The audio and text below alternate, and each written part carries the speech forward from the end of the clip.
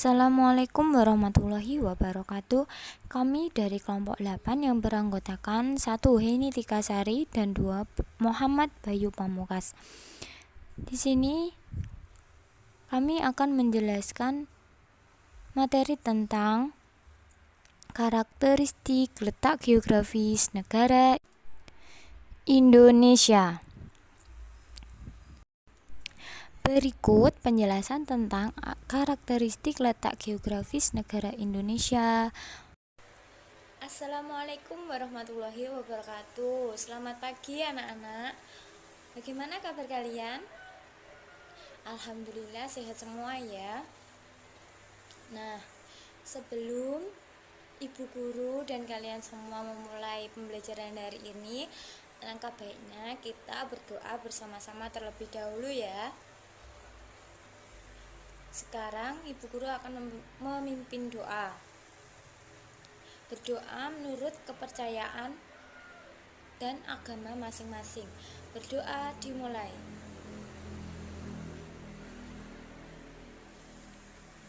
Doa selesai.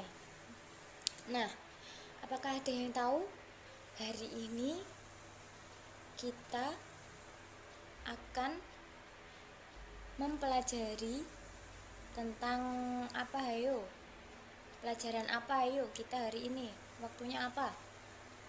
Nah, betul sekali. Kali ini waktunya yaitu pelajaran ilmu pengetahuan sosial. Nah, di sini ibu guru akan menerangkan tentang karakteristik letak geografis negara Indonesia. Sebelumnya, apakah ada yang tahu apa sih letak geografis itu? Siapa yang tahu? Oh, tidak ada ya. Nah, Bu Guru akan menjelaskan. Letak geografis adalah letak suatu daerah yang dilihat dari kenyataannya di bumi. Seperti apa sih kenyataannya di bumi itu? Gambarannya lah seperti apa di bumi itu. Nah, itu sedikit pengertian tentang letak geografis. Selanjutnya, nah, ibu guru punya media untuk pembelajaran kali ini. Ini adalah contoh letak geografis Indonesia. Indonesia ini disebut negara persilangan loh. Kenapa? Nah, kenapa Indonesia disebut sebagai negara persilangan? Karena Indonesia dilewati oleh yang pertama, persilangan antara benua Asia dengan benua Australia.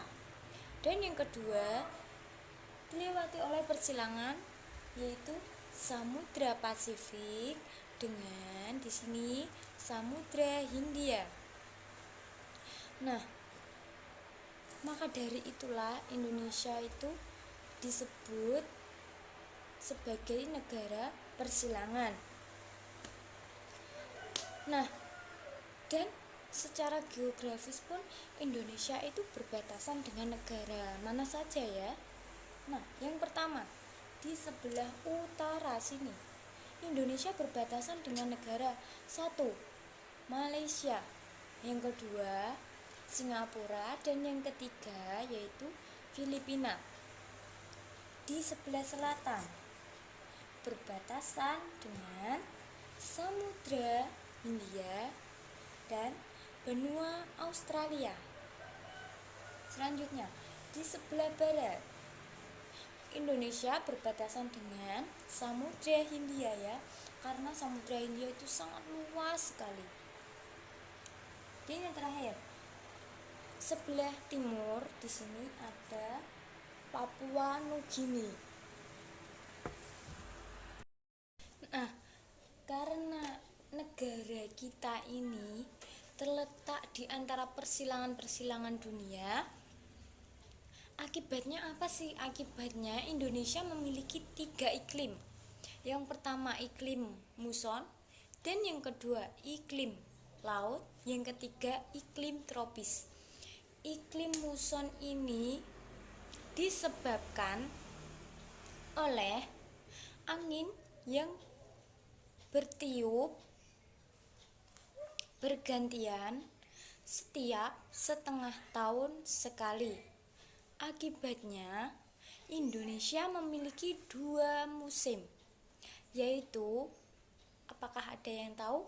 Indonesia memiliki 2 musim, yaitu musim hujan dan, ya pintar, musim kemarau. Nah, di sini ibu guru akan memberitahu kuncinya ya. Kapan sih musim hujan itu terjadi? Setiap bulan apakah musim kemarau itu terjadi? Nah, di sini ibu guru punya kuncinya. Omar dan Asep. Omar itu yaitu Oktober sampai Maret. Nah, Oktober sampai Maret disingkat dengan Omar. Dan bulan ini biasanya terjadi musim hujan. Setiap bulan Oktober sampai Maret ini akan terjadi musim hujan. Diingat ya anak-anak, Omar, Oktober sampai Maret. Sedangkan untuk musim kemarau yaitu Asep, April sampai September. Itu biasanya terjadi musim kemarau sampai April sampai September. Nah, kalau untuk saat ini kita berada di bulan Juni. Kira-kira itu kita berada di musim apa ya anak-anak? Apakah ada yang tahu? Juni. Musim apakah ini? Iya, musim kemarau. Karena musim kemarau terjadi pada bulan April sampai September. Jadi April, Mei, Juni, Juli, Agustus, September. Berarti Juni termasuk dalam musim kemarau. Nah, yang kedua yaitu iklim laut. Nah, 2/3 wilayah Indonesia yaitu berupa laut. Jadi Indonesia itu dikatakan lebih besar lautnya daripada daratannya. Maka dari itu, Indonesia lebih banyak mengalami musim penghujan karena banyak terjadi angin lautnya ya. Angin laut. Karena Indonesia itu lebih besar lautannya daripada daratannya. Yang ketiga, iklim tropis. Nah, iklim tropis terjadi karena Indonesia ini dilewati oleh garis khatulistiwa. Nah, selain itu, negara kita juga diuntungkan adanya letak geografis negara Indonesia ini. Kira-kira apa ya yang diuntungkan dari adanya letak geografis negara Indonesia ini? Nah, apa sih yang diuntungkan dari adanya letak geografis ini sehingga Indonesia itu dilewati oleh persilangan-persilangan tadi ya? Yang diuntungkan adalah dari benua Asia ke Australia. Yang diuntungkan dari sini negara kita, yaitu dilihat dari segi ekonominya, di sini dilewati oleh pesawat. Jadi banyak pesawat yang melintas, kapal yang melintas, sehingga secara negara Indonesia devisanya naik. Jadi disinilah yang dimaksud menguntungkan dari segi ekonomi. Nah, selanjutnya apakah ada sih kekurangan dan kelebihan dari letak geografis negara Indonesia ini? Pasti tentunya ada ya. Apa sih kelebihannya? Kelebihan dari letak geografis Indonesia ini adalah Indonesia memiliki hasil ikan dan tumbuhan laut. Dan yang paling terpenting, Indonesia menjadi penghasil budaya laut tertinggi di dunia. Pantas ya disebut sebagai penghasil budaya laut tertinggi di dunia karena Indonesia lebih banyak lautnya daripada daratannya.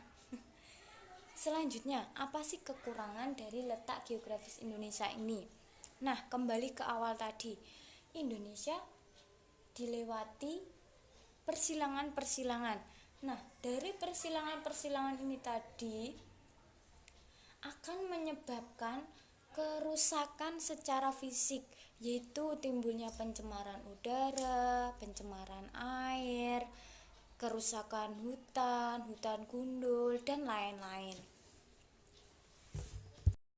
Nah, sekian pembelajaran yang dapat Ibu Guru sampaikan pada hari ini tentang letak geografis negara Indonesia. Apabila ada kurang lebihnya, Ibu mohon maaf. Semoga pembelajaran hari ini bermanfaat bagi kita semua. Sekian, wabillahi taufiq wal hidayah. Wassalamualaikum warahmatullahi wabarakatuh. Nah, itu tadi penjelasan mengenai karakteristik letak geografis Indonesia dari kelompok kami. Apabila ada kurang lebihnya kelompok kami, mohon maaf yang sebesar-besarnya. Semoga bermanfaat bagi kita semua. Wabillahi taufiq wal hidayah. Wassalamualaikum warahmatullahi wabarakatuh. Terima kasih.